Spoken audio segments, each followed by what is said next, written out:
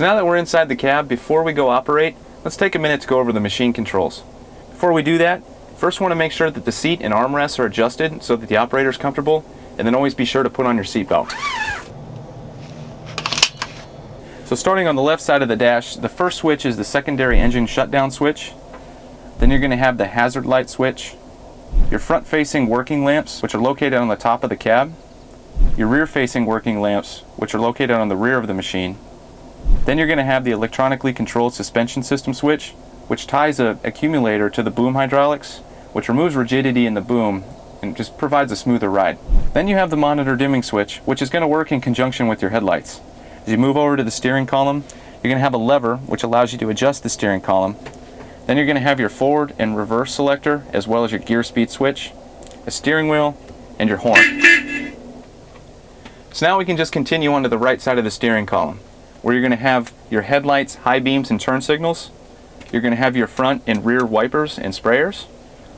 You're going to have your parking brake switch, your HVAC controls, and your controls for accessing the monitor panel. You're going to have your rear view camera display, and as well as a dimming switch. So as we continue moving to our right, you're going to have the lever that's going to adjust the console forward and back.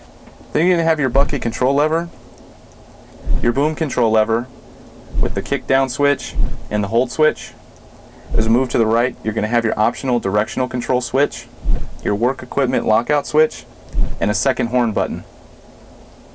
So after the horn, we'll go ahead and just move over to the final set of switches on the right-hand console. The first switch is the transmission cutoff and cutoff set switch. The top portion is going to activate and deactivate this feature, and the bottom portion is going to allow the operator to set the depth of the pedal at which it will engage. The second switch is your power mode selector switch, which will allow you to switch between power and economy mode. The third switch is the transmission shift mode selector switch, which allows the operator to toggle the machine between automatic and manual mode. Then you have the torque converter lockup switch. Then you're going to have the directional selector switch. And finally you have the remote positioner switch, which will allow you to set the upper and lower boom kickout positions and adjust your bucket level position.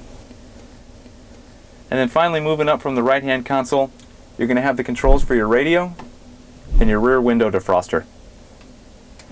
Okay, so that covers the basic machine controls.